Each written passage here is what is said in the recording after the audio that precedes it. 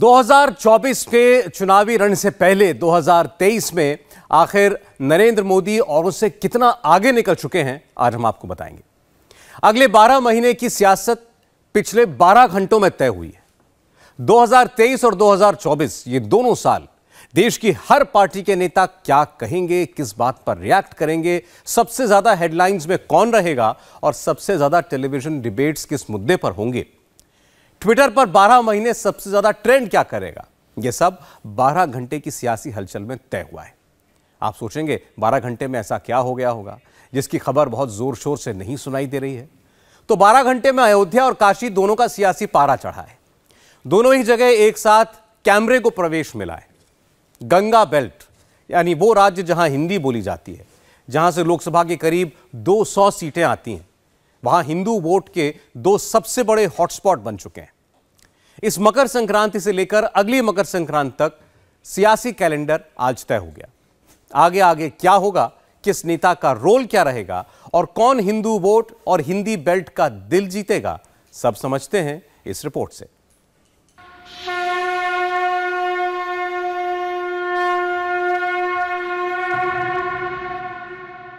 के pillar 14 feet तक बनकर तैयार हो चुके हैं।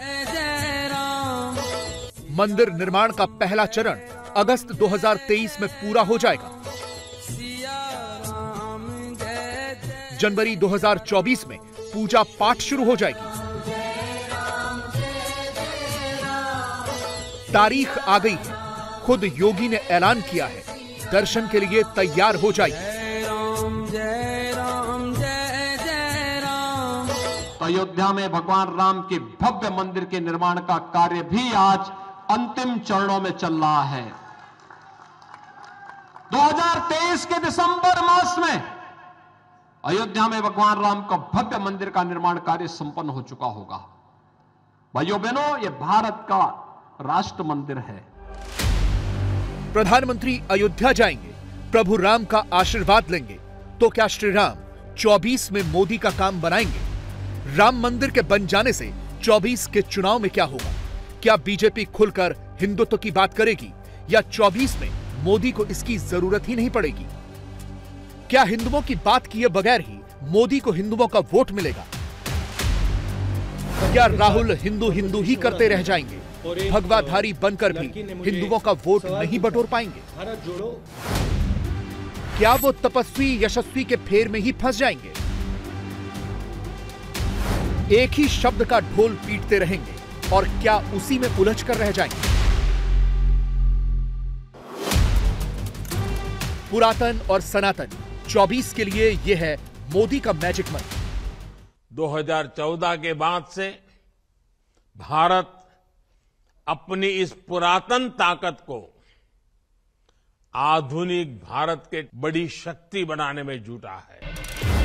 भारत की यह ताकत उस वक्त दिखाई देती है जब संघ प्रमुख मोहन भागवत मंच पर आते हैं तो उनके पीछे आदि शंकराचार्य, शिवाजी महाराज, महाकवि कालिदास, खुदीराम बोस, श्रीनिवास रामानुजन सहित वो तमाम महानुभाव दिखाई देते हैं जिन्होंने पुरातन यानी प्राचीन काल से लेकर अब तक सनातन यानी शाश्वत सनातनी परंपरा को नई दशा और दिशा दी है।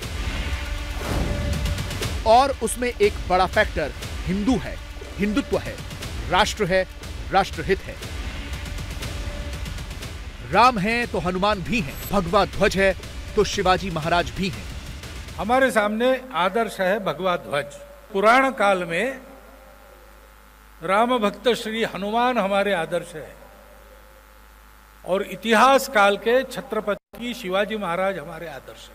अपने देश को विश्व गुरु बनाना है क्योंकि उस देश की आज सारे विश्व को आवश्यकता है और हम उस देश की संतान है तो हमारा जीवन उस देश के लिए है। सारा कुछ कमाना है, उस देश के लिए न्योछावर कर देना। योगी क्लियर लाइन देते हैं, गर्व से कहो हम हिंदू हैं का नैरेटिव सेट करते हैं। मोदी भी समय समय पर बताते रहे हैं, दिखाते रहे हैं हिंदू क्या है, हिंदुत्व क्या है, समझाते भी रहे हैं। मोदी योगी संघ प्रमुख 24 में हिंदुत्व को लेकर, हिंदू वोटर्स को लेकर आश्वस्त हैं, मगर दूसरी तरफ राहुल, नीतीश, अखिलेश, ओवैसी पस्त दिख रहे हैं। इसीलिए सनातनी परंपरा पर ऑल आउट अटैक कर रहे हैं। मोदी ने अगले 12 महीने की यात्रा अभी से शुरू कर दी है। अयोध्या में राम मंदिर के निर्माण का वीडियो आना, काशी में गंगा नदी पर रिवर क्रूज का निकलना, ये दोनों इवेंट कोई संयोग नहीं है। इसमें 24 वाला जबरदस्त हिंट है। मोदी काशी का कायाकल्प करते हैं। दुनिया की सबसे लंबी रिवर क्रूज यात्रा पर गंगा विलास क्रूज को रवाना करते हैं। हर हर महादेव से अपनी बात की शुरुआत करते हैं। हर हर महादेव। मगर विरोधी इसमें भी सियासी लाइन लेंथ पकड़ लेते हैं। अखिलेश यहां भी वोट बैंक वाली स्क्रिप्ट खोलकर बैठ जाते हैं। आखिरकार सरकार को यह बताना चाहिए कि यहाँ की आखिरकार सुंदरता क्यों खत्म कर दी। यहाँ की अच्छी चीजें थी वो सब खत्म कर दी सरकार ने। तो ये सरकार क्या दिखाना चाहती है? वहाँ लोग वैराग्य के लिए, आखिरी समय के लिए, पूजा पाठ के लिए, आध्यात्म के लिए आते हैं और सीखने के लिए आते हैं। लेकिन ये भारतीय जनता पार्टी टूरिज्म और पैसा बढ़ाना चाहती है, पैसा कमाने के लिए व्यवस्था बना रही है। आखिरकार वहाँ के जो निषाद समाज के लोग हैं, जो नाव चलाते थे, नावक थे, उनको क्या लाभ मिलने जा रहा है? उनके लिए क्या सुविधाएं दी गई हैं? मोदी दूर की सोच रहे हैं, विरोधी अभी भी कंफ्यूज हो रखे हैं। यह क्रूज जहां जहां से गुजरेगा वहां विकास की नई लाइन भी तैयार करेगा और दुनिया को भारत के रिच कल्चर की हाईलाइट भी दिखाएगा।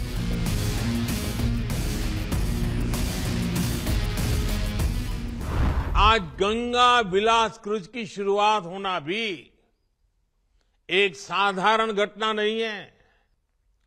2014 से पहले देश में वोटरवे का थोड़ा बहुत ही उपयोग होता था। ये हाल तब था जब भारत में वोटरवे के माध्यम से व्यापार का हजारों साल पुराना इतिहास था।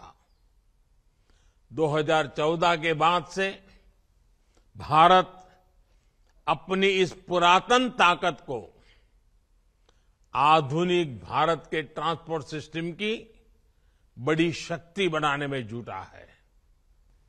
भारत की वैश्विक भूमिका जैसे जैसे बढ़ रही है, वैसे वैसे भारत को देखने, भारत को जानने और भारत को समझने की उत्सुकता भी बढ़ रही है। यानी मोदी के अगले 12 महीने वाले कैलेंडर में धर्म भी इंपॉर्टेंट फैक्टर है और कर्म का भी अपना ही महत्व है। गंगा विलास क्रूज बिहार, झारखंड, बंगाल और असम से होकर गुजरेगा। बिहार में 80% से ज्यादा हिंदू वोटर्स हैं, बंगाल में 70% हिंदू वोटर्स, असम में 60% से ज्यादा और झारखंड में करीब 67% हिंदू वोटर्स हैं। यानी एक रिवर क्रूज को लॉन्च करके मोदी हिंदू बेल्ट पर भी फोकस कर रहे हैं और उस सेक्टर को भी टारगेट कर रहे हैं जो एंड रिजल्ट के आधार पर वोट देता है। गुरु तक की यात्रा करेगा। दुनिया जब आगे बढ़ रही है तो समाज के हर तबके को आगे बढ़ने का पूरा अधिकार होना चाहिए। चूंकि बात हिंदी बेल्ट के हिंदू वोटर्स की हो रही है तो यहां कुछ फैक्ट समझने भी जरूरी हैं। इससे आपको अंदाजा लग जाएगा कि मोदी कितनी स्ट्रॉन्ग पिच पर बैटिंग कर रहे हैं। पहला उदाहरण असम का लीजिए। 21 के विधानसभा चुनाव में असम में 67% हिंदुओं ने एनडीए को वोट दिया था। दूसरा उदाहरण बंगाल का है। पिछले विधानसभा चुनाव में बंगाल में 50% हिंदुओं ने बीजेपी को वोट दिया था, जबकि 19 के लोकसभा चुनाव में बंगाल के 57% हिंदू वोटर्स मोदी के साथ थे। 19 के चुनाव में बीजेपी को नॉर्थ इंडिया से 68%, सेंट्रल इंडिया से 65% वोट मिले थे। पूर्वी भारत के 46% हिंदू वोटर्स ने मोदी के नाम पर बीजेपी को अपना वोट दिया था। अयोध्या में राम मंदिर और गंगा पर रिवर क्रूज की बदौलत मोदी हिंदी बेल्ट के सेंटिमेंट को 24 के लिए पूरी तरह अपनी ओर खींच चुके हैं। लोकसभा की 80 सीटों वाले यूपी में 24 वाला मूड अभी से बनने लगा है। वोटर के दिमाग में क्या चल रहा है, इसका हिंट एक आंकड़े से समझिए। 22 के यूपी चुनाव में 54% हिंदू वोटर्स ने बीजेपी को वोट दिया, जबकि अखिलेश को सिर्फ 26% हिंदू वोटर्स का साथ मिला। मायावती को 14% तो कांग्रेस को सिर्फ 2% हिंदुओं के वोट मिले।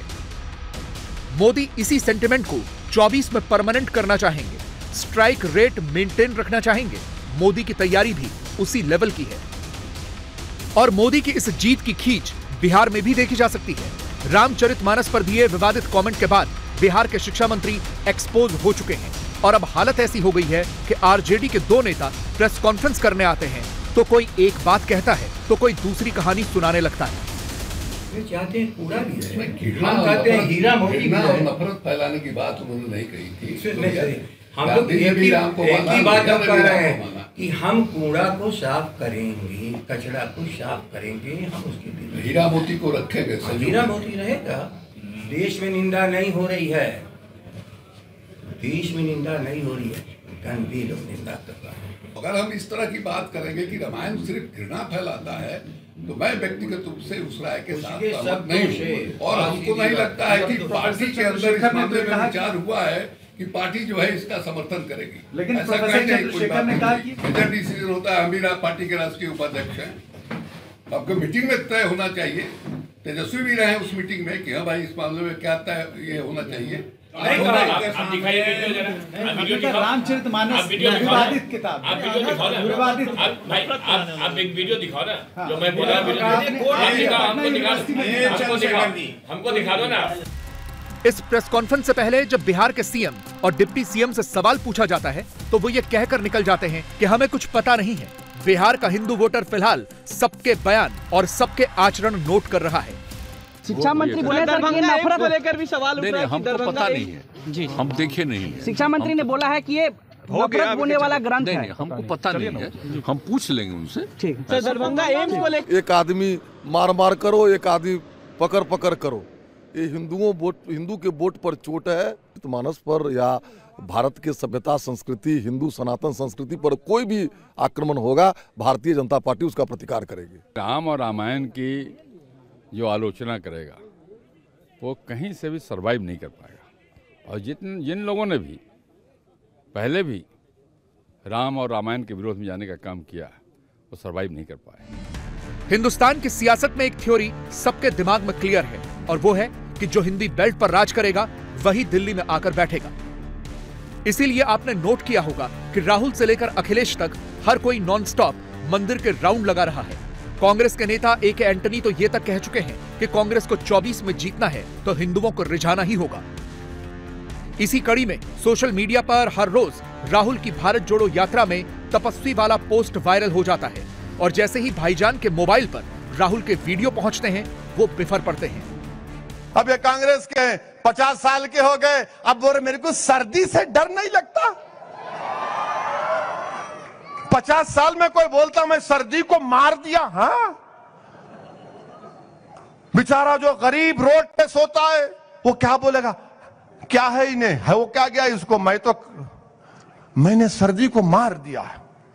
अब क्या बोलेंगे, बोल सकते हो उन्होंने मैं उसको मार दिया, मैं वो है ही नहीं, फिर तू क्या है, फिर जिन है। मैं अपने आप को मार दिया, मैं अपने आप को खत्म कर दिया।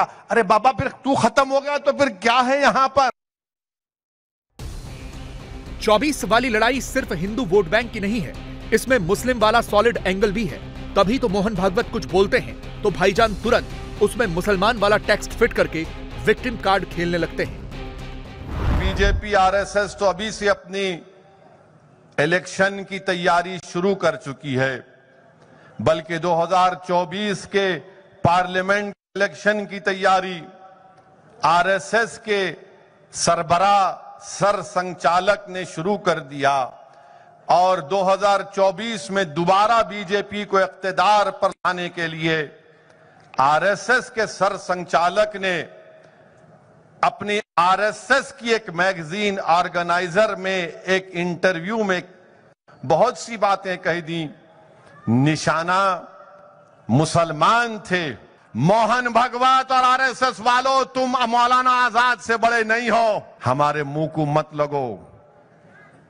आप अगर मुसलमानों के बारे में कहेंगे, गलत बात कहेंगे, यानी मैं मोहन भगवत से सीखूं कि कैसे इस्लाम पर चलूं? मुझे मोहन भगवत आरएसएस वाले बताएंगे कि दीन में क्या होगा, क्या नहीं होगा? क्या आरएसएस मुसलमानों को बताएगी कि कुरान कहां से पढ़ूं, कहां से ना पढ़ूं? क्या आरएसएस मुझे बताएगी कि क्या बोलूं, ना बोलूं? मगर मोहन भगवत बोले, क्या बोले? 1000 साल की जंग हिंदू भाई लड़ रहे हैं। अगर मैं ये कह देता कि हम भी इतने सालों से जंग लड़ रहे, जिहादी है, ये जिहादी है, इस्लामिस्ट है, इन्हें जिहाद कर रहा, इन्हें फुला का हो गया, उन्हें उसका हो गया। जब उन्होंने बोले तो मुंह में लड्डू आ गए। 24 से पहले ओवैसी इतने क्यों खींच रहे हैं, यह भी समझिए। 22 के यूपी चुनाव में 8% मुसलमानों ने बीजेपी को वोट दिया। 22 के गुजरात चुनाव में 14% मुसलमान बीजेपी के साथ आए। 21 में असम के 11% मुस्लिम एनडीए के साथ थे।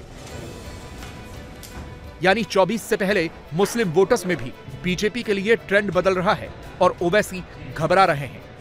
ओवैसी की लाइन लेंथ बिल्कुल क्लियर है। वो राहुल को जिन्न वाला ताना मारकर कांग्रेस की यात्रा में रोड़ा अटकाएंगे और छूटते ही मोदी से मुकाबला करने की बात कैमरे पर दोहराएंगे। यकीनन बीजेपी को रोकना है। अरे हम ही तो बीजेपी को रोक रहे हैं, दूसरे तो नहीं रोक पाती है।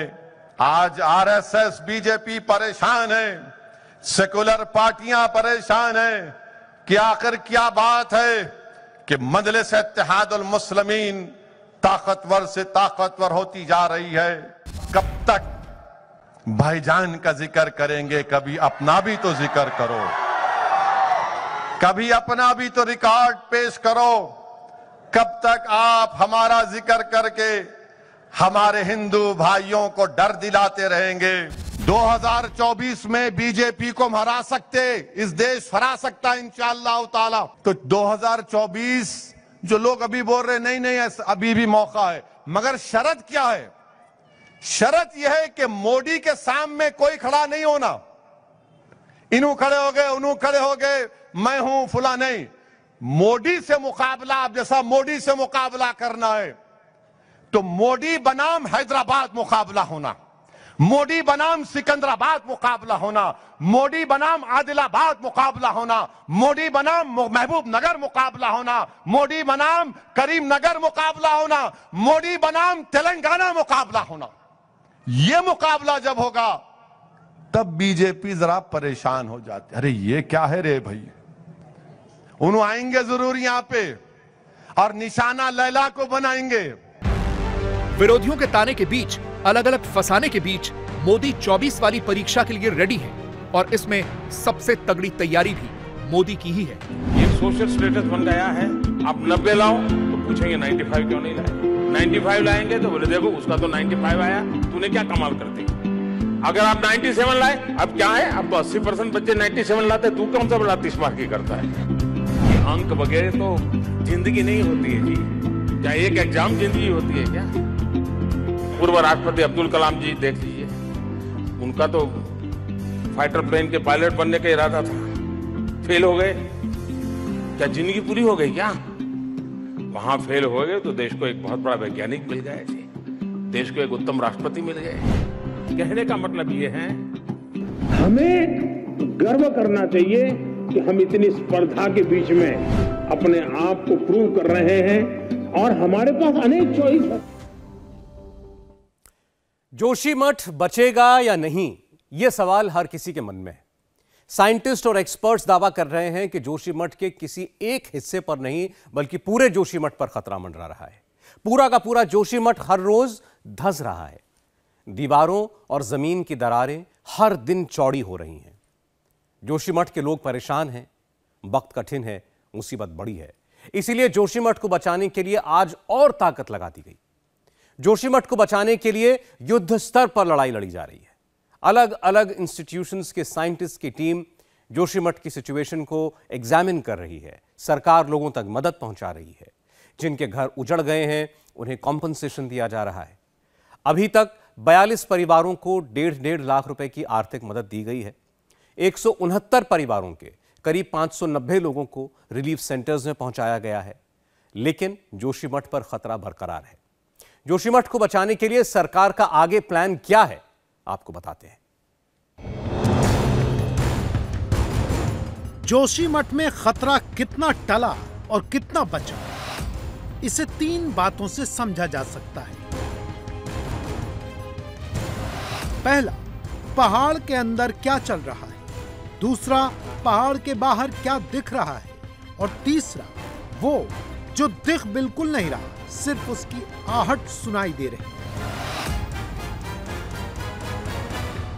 जोशीमठ का पूरा सिनेरियो, जोशीमठ की हिडन पिक्चर इसी में छिपी है।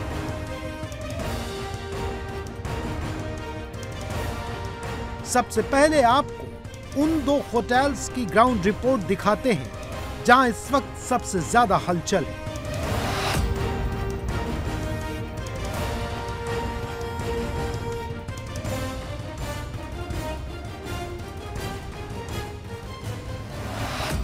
होटल माउंट व्यू और होटल मलारी इन।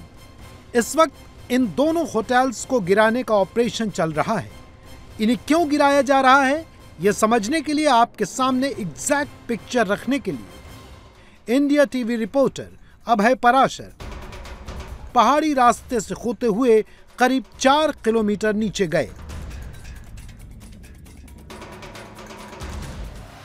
नीचे की तरफ से मैं आपको एक तस्वीर दिखाना चाहूंगा। माउंट व्यू होटल और साथ ही मलारी इन होटल है, दोनों की ही छत पर आपको काम करते हुए जो टीम्स हैं वो आपको दिख रही हैं। दोनों को ही साथ में डिसमेंटल किया जाना है। और जिस तरीके से जो टीन शेड थी वो साफ तौर पर आप यहां पर देख रही हैं, मलारी इन होटल की टीन शेड ज्यादातर पूरी तरीके से हटा ली गई है। तो एक टीम जो है वो होटल माउंट व्यू की छत पर भी मौजूद है। वहां पर भी जो लूज सामान है, जो टीन शेड है, उसे हटाया जा रहा है। खिड़की दरवाजे जो है वो निकाले जा रहे हैं और उसके बाद जो सीमेंटेड जो कंस्ट्रक्शन है उसे कटर से काटने का काम शुरू होगा। दोनों की दीवारें आप देख रहे हैं एक दूसरे के ऊपर ये होटल झुके हुए हैं, इसीलिए दोनों को साथ में डिसमेंटल किया जाएगा। जो यहाँ के जो इस टीम को हेड कर रहे हैं, जो साइंटिस्ट हैं, उन्होंने भी आज हमें यह बात बताई कि दोनों होटल्स को एक साथ डिसमेंटल करने का काम किया जाएगा।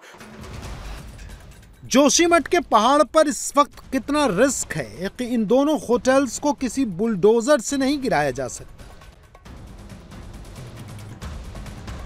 ऐसा करना क्यों खतरनाक है, इसे आप इन तस्वीरों से समझ सकते हैं।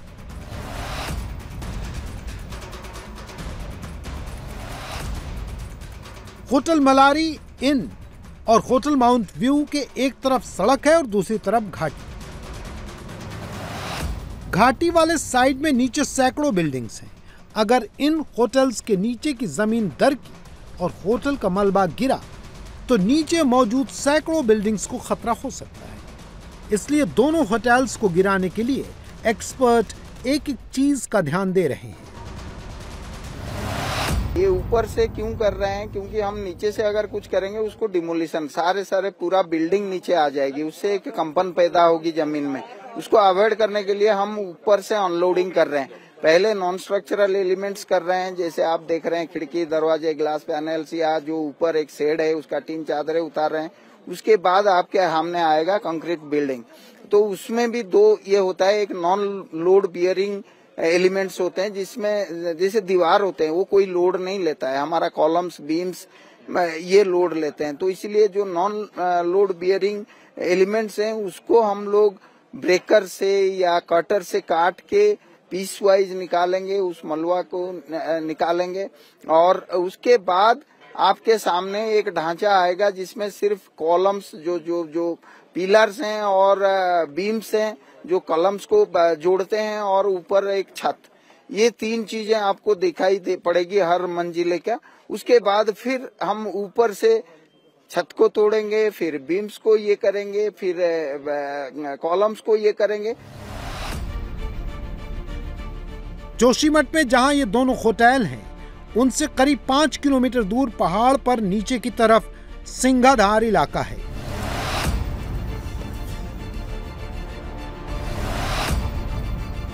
यहां पर मकानों में दरार है। मंदिर में इतनी दरार आई कि मंदिर टूट गया। और सबसे हैरान करने वाली तस्वीरें खेत की आई। सोचिए, खेत में भी दरार आ गई है। खेत वाली तस्वीरें तो हैरान करती हैं। जिस खेत में कोई बिल्डिंग नहीं, वहां पर भी दरारें नजर आ रही हैं। जोशीमठ में लगातार जमीन जो है वो धंस रही है। जिस तरीके से घरों में दरारें आई, उनकी तस्वीरें हमने आपको दिखाई। अभी हम पहुंचे हैं जोशीमठ में। सिंहधार एक जगह पड़ती है।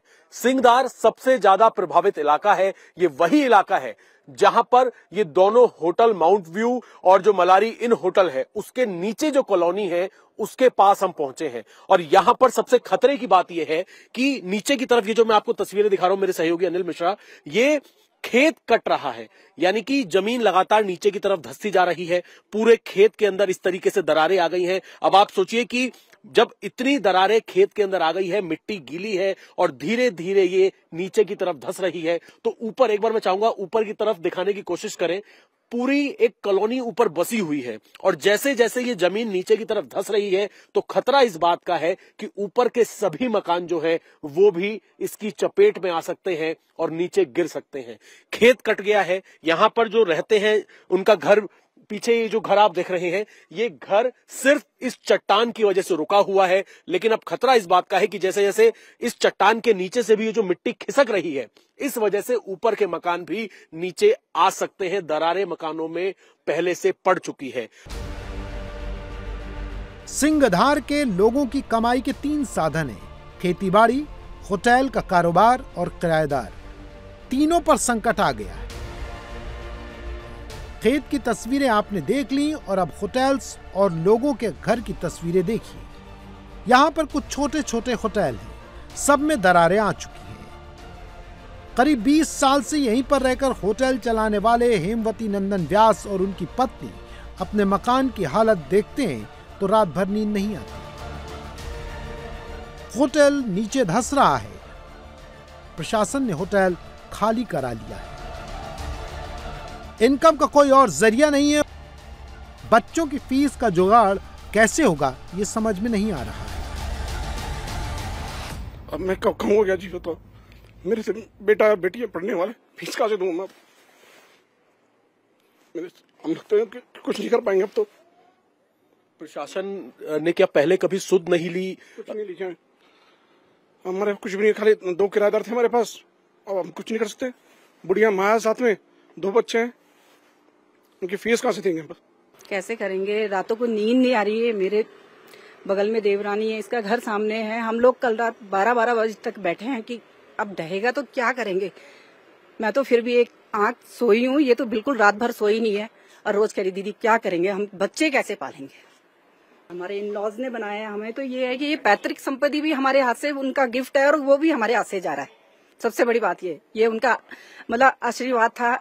आज वो दिन में मतलब लग रहा है कि उनकी हमें जो आशीर्वाद देकर वो भी चला गया साथ में, कमाई के जरिए के साथ साथ। क्या बोलना सर, बस हमें तो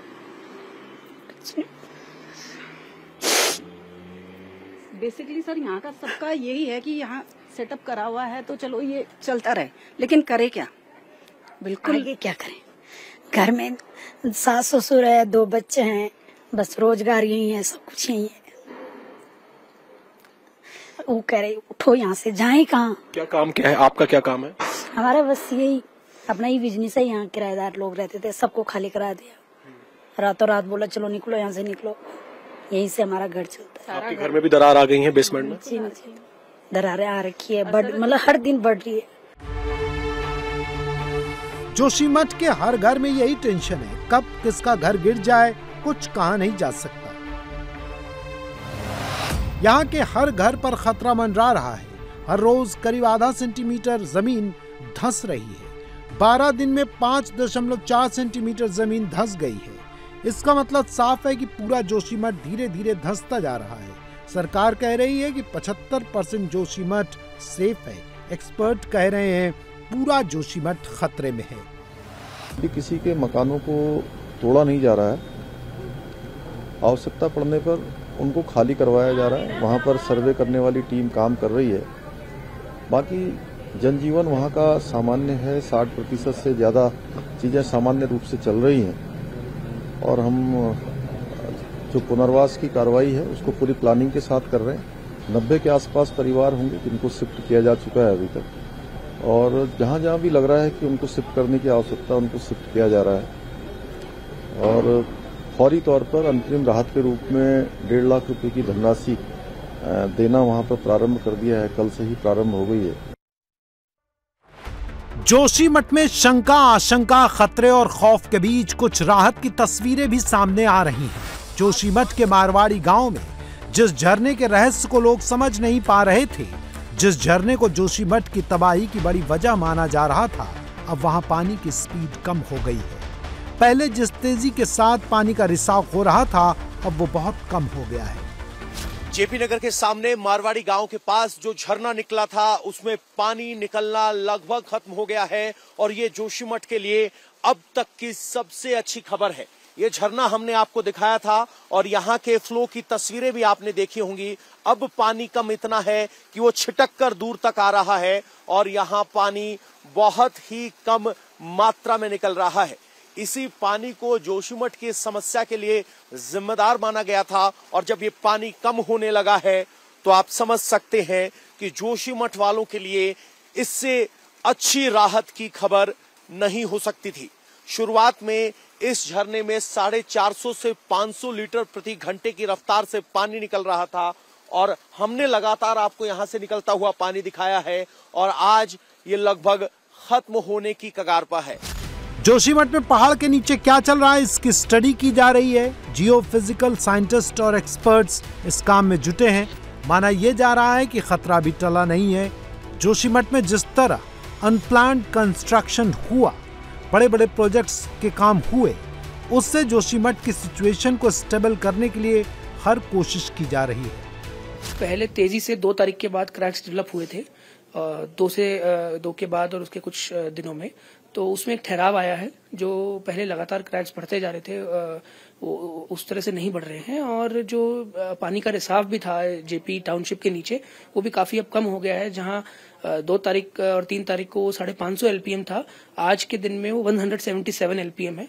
तो हमारी यही होप है कि ये जो ठहराव की स्थिति आई है ये स्थायी हो और जोशीमठ शहर के वासियों को इस समस्या से राहत मिल सके। जोशीमठ में इस वक्त जहां भी जाइए वहां लोगों में खौफ पसरा है।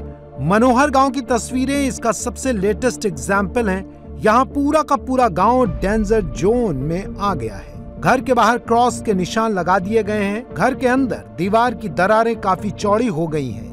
जमीन भी लगातार धंस रही है। डर के मारे गांव के लोग अपना अपना घर छोड़कर जा रहे हैं। इस वक्त हम मौजूद है मनोहर गांव में और इस तरीके से आप यहाँ पर तस्वीरें देख रहे हैं। लोग, क्योंकि इस पूरे गांव को डेंजर घोषित कर दिया गया है, यहाँ पर जमीन लगातार खिसक रही है। जो मकान है वहां से लोग अपने फ्रिज सिलेंडर लेकर बाहर आ रहे हैं, घरों से निकलने को मजबूर हैं, अपना आशियाना छोड़ के, क्योंकि जो इनका आशियाना था, जिस तरीके से यहाँ पर एक त्रासदी जैसी स्थिति है, घरों में दरारें पड़ गई हैं, तो लोग अपने सामान को लेकर कहीं और जाने को मजबूर हो गए हैं। सिलेंडर, फ्रिज, पूरा सामान जो है यहाँ पर इस गांव के लोगों के घरों का रखा हुआ है। क्या नाम है सर आपका? भूपेंद्र पांडे। भूपेंद्र जी, आप अभी सिलेंडर लेकर ऊपर आ रहे थे, क्या हो रहा है नीचे? क्या पूरा इलाका डेंजर घोषित हो गया है? पूरा डेंजर हो गया है। बीच में एक आध मकाने बची है, वहाँ भी डेंजर ही है, पूरा खिसक रहा है। ये पावर प्रोजेक्ट की वजह से टनल ब्लास्ट कर रहे हैं, पूरा जोशीमठ को खतरा है। आने वाले भविष्य में जोशीमठ सुरक्षित है ही नहीं। मनोहर गांव में रहने वाली कश्मीरी देवी का पूरा परिवार यहीं पर रहता है। 4 पीढ़ियों से वो यहीं पर रहते आए हैं। पहले पैसे कम थे तो मकान छोटा था, बेटा कमाने लगा तो मकान भी बड़ा हो गया, लेकिन अब सब कुछ खत्म हो जाएगा। मकान भी टूट जाएगा, किराएदार भी छूट जाएंगे। घर कैसे चलेगा कुछ नहीं पता। कितने सालों से रह रहे हम यहाँ, बुढ़े हो गए, जाने वाले हैं हम। इतना नुकसान देखो तो तुम, इतनी मेहनत से बनाया, हमने बनाया, बच्चों ने बनाया, इतनी मेहनत से कर दिया। कहाँ जाएंगे बच्चे? अपने रोजगार भी गया, अपनी रोजी रोटी सब कुछ चले गए। अब हम कहाँ जाएंगे? ये लोग ही यहाँ नहीं है, हम कहाँ जाएंगे? अब मायका भी हमारा गया।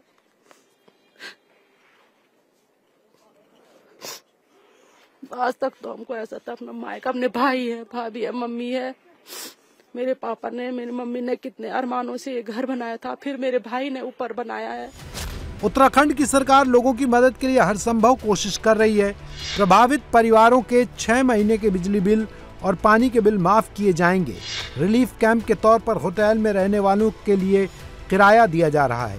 प्रभावित परिवारों में हर व्यक्ति को रोजाना 450 रुपए खर्च दिया जा रहा है। लेकिन जिसके घर में शादी है, जिसके घर में कोई बीमार है, जिसके घर में बुजुर्ग हैं, वो लोग परेशान हैं।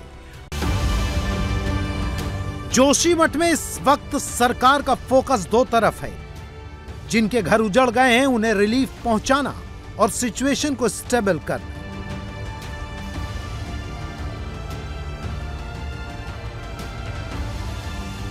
चमोली जिले का पूरा प्रशासन, उत्तराखंड की सरकार और तमाम एजेंसीज इसी काम में लगी हैं। जोशीमठ के लोगों ने भी तय किया है कि वो इस चैलेंज के सामने घुटने नहीं टेकेंगे, बल्कि इस लड़ाई को पूरी मजबूती से लड़ेंगे और इसे जीतेंगे भी।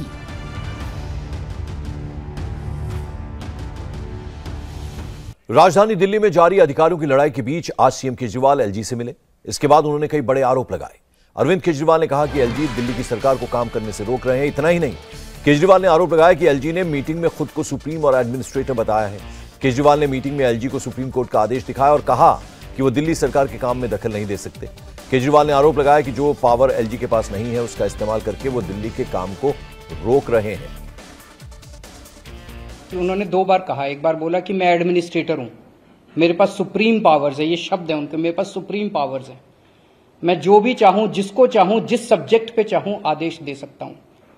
और दूसरी बार उन्होंने कहा कि ये जितने आदेश हैं सुप्रीम कोर्ट की, ये सारे एडवाइस हैं और मैं इनको नहीं मानता। मैं फिर से उनसे हाथ जोड़ के निवेदन करूंगा कि एक तो अच्छा कॉन्स्टिट्यूशनल सलाहकार अपने साथ रख लें जो कि उनको एडवाइस करे कि सुप्रीम कोर्ट के ऑर्डर्स बाइंडिंग होते हैं, सुप्रीम कोर्ट के ऑर्डर्स जो है वो सलाह नहीं होती है। और अरविंद केजरीवाल के आरोपों पर दिल्ली के एलजी ऑफिस से भी बयान आया है। दिल्ली के एलजी वीके सक्सेना ने केजरीवाल के आरोपों को खारिज कर दिया। उन्होंने कहा कि सुप्रीम कोर्ट पर, एडमिनिस्ट्रेटर पर और सुप्रीमेसी पर केजरीवाल के आरोप सरासर गलत हैं। वो जनता के सामने ध्यान भटकाने के लिए ऐसा बयान दे रहे हैं। एलजी विनय सक्सेना ने केजरीवाल को दिल्ली की समस्या पर ध्यान देने की सलाह दी और कहा कि वो संविधान, संसदीय कानून और सुप्रीम कोर्ट की जजमेंट के अनुसार काम करें। एलजी ऑफिस की ओर से कहा गया है कि केजरीवाल को मौजूदा कानून से सिर्फ इसलिए बचने की सलाह दी गई है क्योंकि इस कानून को अदालत में चुनौती दी गई है। इंडिया टीवी हर वक्त हर जगह डाउनलोड करने के लिए सर्च करें India TV news Google play store या ऐप स्टोर पर।